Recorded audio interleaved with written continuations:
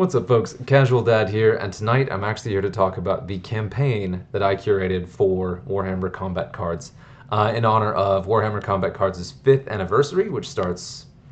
Obviously, we're in the middle of it when I'm actually releasing this video, so we're in the middle of it. My campaign is the Dark Imperium, set to line up with the 8th edition of Warhammer 40k, starting on August 11th. Depending on time zone, it should be August 11th based on the schedule. And as you can see, the 5th edition, the 5th anniversary of Warhammer Combat Cards is really all about like a retrospective on the entire game, which is so cool. So I'm highlighting the 8th edition, Shinto Bean is highlighting the 7th edition, Play on Tabletop 6th, and then Assault and Blackreach 5th. And that 5th edition, that first one on Monday, is the community curated campaign, which is so cool. They submitted to the community to just send in their deck builds and deck ideas, and then picked and chose some of those to actually add in there. So that should be a really cool campaign, and I would love to see shoutouts from individual players whose deck was actually chosen. I would love to see a list of the players whose deck was actually chosen, so I could go ahead and give them a shout out too. So yeah, we'll see what happens there. I wonder if each deck is actually going to have the subheader could be the name of the player that crafted it. It may be too late to do that. I don't know. Anyway, but I was given Dark Imperium or 8th edition. And this is just really cool to me because one of my favorite things about Warhammer Combat Cards is how it's a proxy for not being able to play Warhammer 40k on tabletop, right? So you still get some of that satisfaction of seeing the models, seeing the rules, kind of balancing out your decks and armies against each other, and it's such a microcosm of it, but it still very much captures the feel of the game and the universe, and I love that. So yeah, so in sort of celebration and respect of that, when I designed my campaign, it was very much with that in mind. And I'm going to talk about that a little bit. I'm going to talk actually in detail about the decks, and I'm actually going to spoil the decks and the entire campaign. But first I want to talk a little bit about the philosophy behind it and why I was really excited to do this. So there was no discussion of who was going to be getting which edition beforehand or who was getting what that I know of. So when I was just given the Dark Imperium or 8th edition, I was so excited because the 8th edition is just this defining moment in all of Warhammer 40k. It was the introduction of the Primaris Marines. It was the revival of Guilliman, Robot, that guy. It was the Psychic Awakening. It was this great moment for the Inari, who I was really excited about leading up to it. I have a whole triumvirate of Ynid all painted up and ready to go, and I just really am excited about that part of the lore.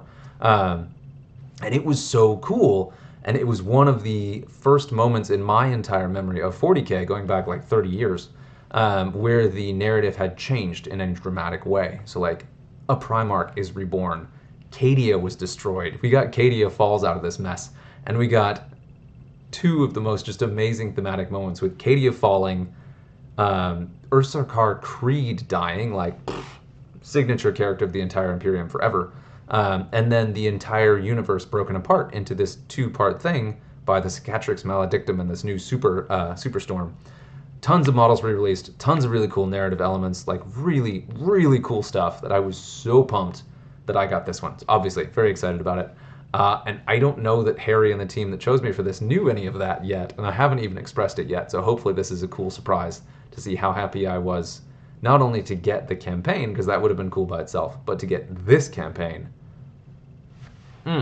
So hopefully it's a good one. I got the last of the curated campaigns, except for the Horde mode, that Harry's going to be the final campaign. But yeah, so I wanted to go ahead and talk through some of my rules here and some of the stuff that went into designing this before we actually talk about the decks themselves, so I can have a spoiler-free bit and then the actual spoiler bit if you want to actually see them. And then in a following video, I'm actually going to record myself playing that campaign, so you can see me kind of run through it too and see how badly I kick my own butt and lose in the campaign. But one thing I really wanted to highlight is right after the last community curated campaigns, there was a lot of conversation about how some of them were just like brutally hard. So when I went into this, I didn't design the decks to be powerful, which, win or lose, we'll see. So kind of my key rules were, number one, no repeats. I did my absolute best not to include second copies of any card in here. So not just named characters, but you should not see any bodyguard appear twice within each deck. Obviously, they're going to appear in different decks throughout the campaign, but can't do anything about that. this is actually the box set where Akaran comes from. So I do have Captain Akaran in there a couple times. I tried to make sure he was the early decks so he doesn't get too obnoxious later on, because I do enjoy the challenge of beating Akaran, but only to a point. So we'll get there. And then really leaning on theme, I did a lot of things where I looked at the different forces involved in the actual Fall of Cadia, that whole campaign, and looked at which ones I could actually incorporate into Warhammer Combat Cards in a thematic way. So that was fun. I also used every single warlord possible within the Space Marines faction, and there was the opportunity to mix factions. So you're going to see both Imperium and you're going to see Servants of the Emperor and Space Marines, not only each individual warlord from each, but spoilers, you will actually see mixed factions within the decks. So that was pretty exciting. And like I said, I went heavy on theme, so you are going to see things like there's an entire deck that is nothing but Adeptus Mechanicus, which is something I've never personally seen in the game, and I'm super pumped about. One thing I've always found in the campaigns is a lot of the time they're put together for balance and rules and theme of the actual play of the deck. So like Tolmaron, for example, almost no Blood Angels, which obviously tracks with the rule, whatever. I didn't do that. So I really tried hard to stick within sub-faction as much as possible, and tried to highlight some of the sub-factions that are a little bit less common, maybe. And I'll talk about more of that a little bit when I look at the deck itself. But just to jump into this, another rule I had was I looked at the actual forces that were available, and also did a little bit of looking at the individual cards and models that had been released. So wherever possible, I didn't actually include anything, any card, any bodyguard, any character, any unit type that had not been released in 8th edition. So you will not see, for example, the Brutalis Dreadnought as one at the top of my mind that you won't see. There are some exceptions, but not ones that I felt were super important, right? So like in the Adeptus Mechanicus deck, there are going to be things like the Transport I don't think was released until after 8th edition, but I figured that was probably fine. You will not go up against the Lion, though, because he was not released in 8th edition. So there we go there. And then there are a couple smaller factions that'll get a shout out here that hopefully people are excited about. And I did make a couple special requests. One of them was to be able to include Gerantius, the Green Knight here, who was not actually available in the options when I first was given the spreadsheet. So I was really happy to be able to include him in there, and I'll talk about why in a second. But yes, this is your official spoiler warning. After this, I'm actually going to dive into the decks themselves and talk about the cards in them and a little bit more detail about each, and we'll go from there. So here we go. Spoiler warning. Ready? Yeah? Spoilers. Okay. This is the actual spreadsheet that I used to build the decks, and this was pretty fun. So I tried to stay within the deck points. I don't think I almost... Oh. Yeah, okay, there we go. I got custom with that. And there you can see it right there. That was my special request to go ahead and get Gerantius in there. Yeah. So early on, I tried really hard to mix this up. So you've got Space Marines, Akaran. The Akaran list should be entirely Ultramarines. You shouldn't see anything in there that's not...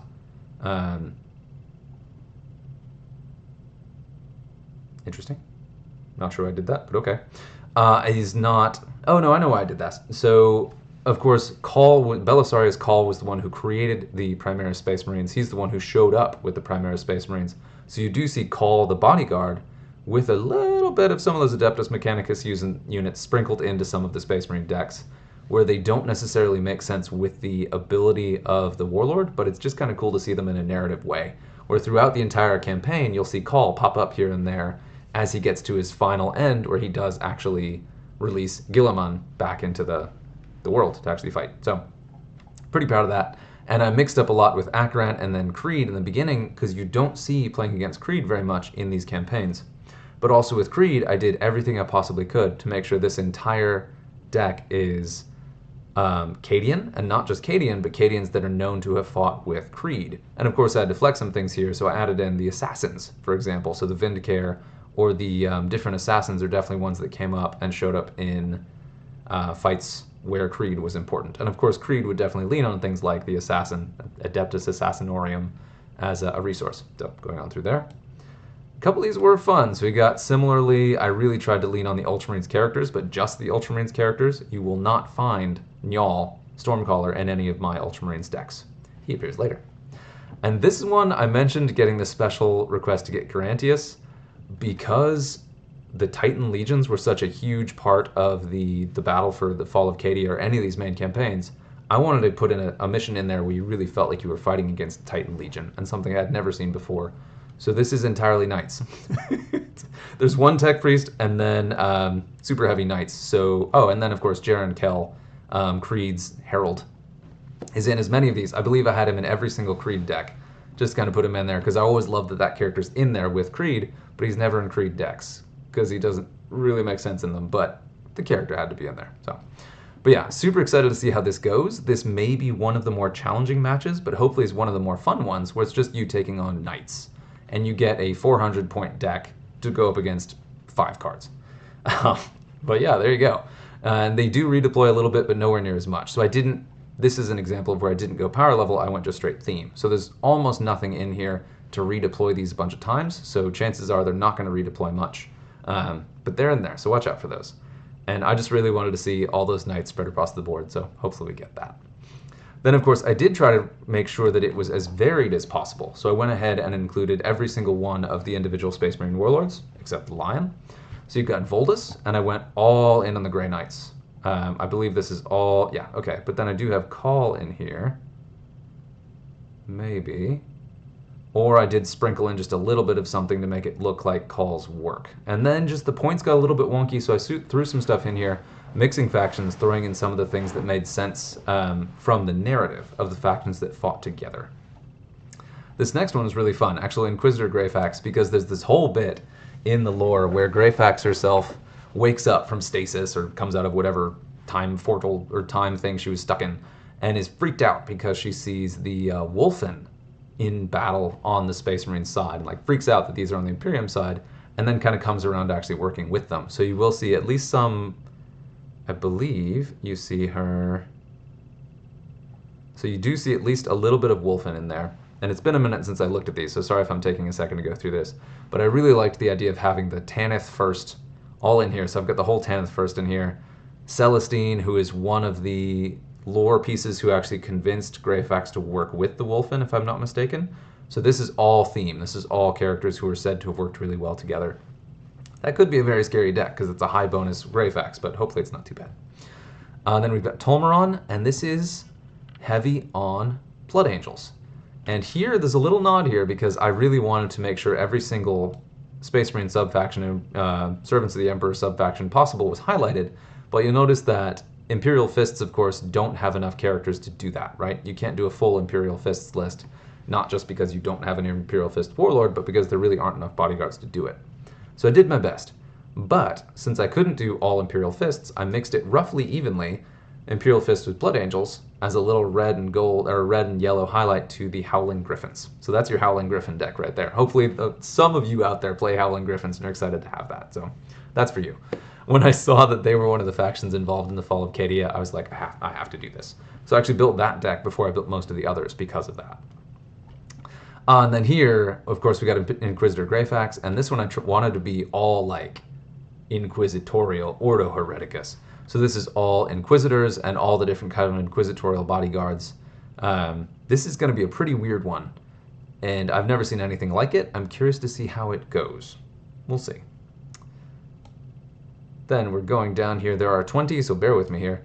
And then, of course, Logan Grimnar. You see Logan pretty often, but you never see him all Space Wolves. This is all Space Wolves. Nobody but Space Wolves in here, with the exception of the Land Raider Banisher.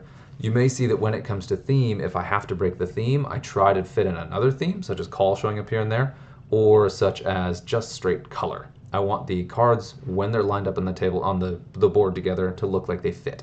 So I don't want, like, bright purple and then yellow, unless it makes sense, such as your Howling Griffins. So you will see the Redemption Land Raider in that deck because it's kind of gray. So it sort of fits with the Space Wolves. This deck may be very nasty. So we've got a full-on Adeptus Sororitas deck with Canoness Viridian. That one could be a really hard one to beat. Good luck, but maybe not too bad. And we've got Call in there because, again, Call is running around doing his stuff during this campaign, so he pops up here and there. Then we've got Azrael and a full Dark Angels deck. This one was actually pretty hard to fill in with the points limits, so you will see a couple Salamanders in there, again, because of color theme. The day I can run a complete Salamanders deck, I'll be pumped. But that's just my green deck, so there we go. And I couldn't do the Lion, but I could at least do that shout out and have Azrael in there. Then we've got Trajan. Trajan Valoris, the Supreme Commander of the Adeptus Custodes. I also broke the rule there because I believe a lot of those Custodes were released after, but the Adeptus Custodes were listed as one of the key factions in the Fall of Cadia, so I wanted to make sure they were included. And so that is going to be all Custodes, plus a couple guys to fill in, and then Call himself being snarky in there. That could also be a very challenging deck. Hopefully not too bad. We'll see. And just a quick highlight there. So again, shortly after the... we'll touch on that. Shortly after the last co-op campaign, Shinto Bean put out a survey talking about whether players preferred campaigns that were too hard or campaigns that were too easy. And almost overwhelmingly, people leaned on the too easy. If it's going to be 2 on either side of the scale, they leaned on too easy over too hard. So I really pushed the narrative on this. I didn't set out to make any of these decks difficult. I set out to put them all in theme. Some of them are still going to fall pretty scary, and that one comes to mind as one that's going to be particularly scary, but should still be fun to deal with. So prepare for shields against that one. And if I'm not mistaken, this is going to be Chaos as the player faction, so hopefully there are definitely some tools to deal with shields and Chaos. So there we go. So we got that one in there. And then I did have to throw in one deck that was kind of fit all the characters that didn't really make sense. So this is another one I'm quite scared about. So these two, 12 and 13, are going to be a definite hump to go over. Because 12 is all the Adeptus Custodes, and the Custodians are really, really, really scary, especially with Trajan, Supreme Commander Trajan as the commander. That can be a very challenging deck. Hopefully not. If you beat it, let me know how. And then this one is Acheran, because I needed to put more Acheran in there. But I wanted to go ahead and have a deck that highlighted all of the individual Space Marines characters from the factions that basically didn't have any other place to go. So each of these, so we've got a couple of White Scars, we got Crimson Fists, we got the Redemption Land Raider Banisher again, the Salamander's Dreadnought, there's some stuff just thrown in here, but like an Astaroth is just thrown in. God, Astaroth, gross.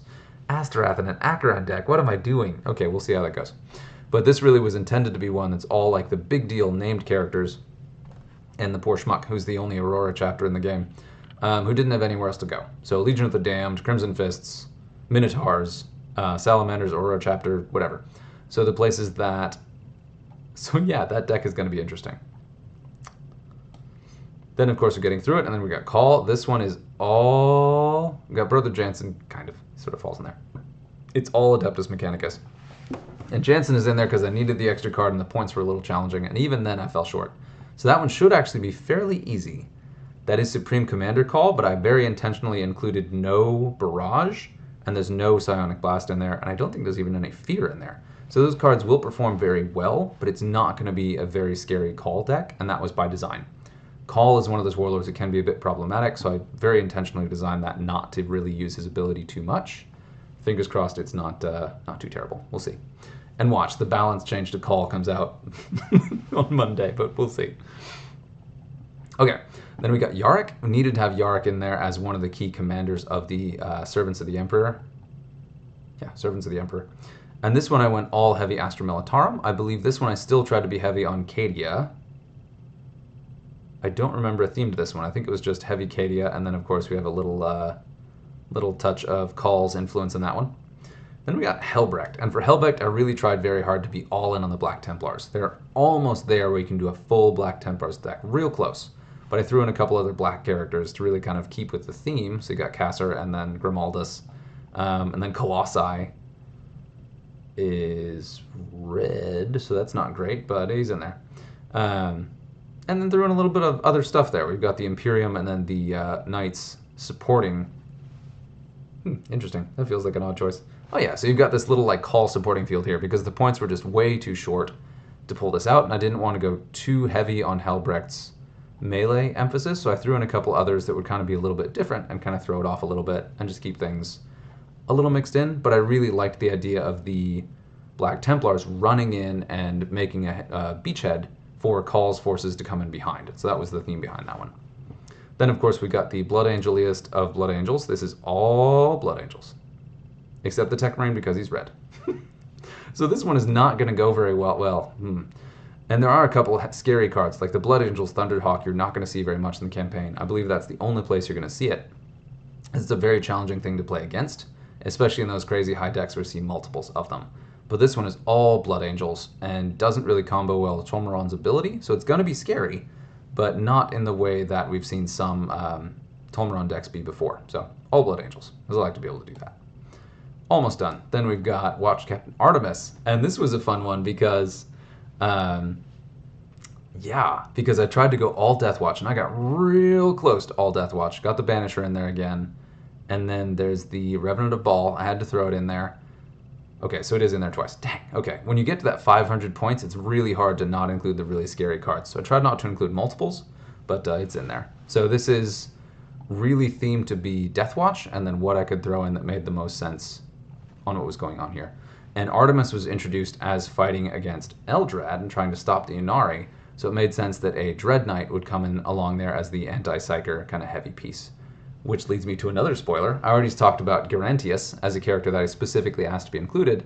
The other one was Eldrad. Because Eldrad was such a huge piece of the story of the fall of Cadia and the resurrection of Guilliman, I asked to have an Inari deck that I could put in here as just a narrative piece to throw in at the end to really be a surprise. And I was really happy that they said yes. It's not a particularly optimized deck because I tried to throw in Harlequins, all of the Inari I could, all of the characters would be sided with the Inari who are sort of noted to be helping Eldrad and Yvraine in their quest to beat Slaanesh.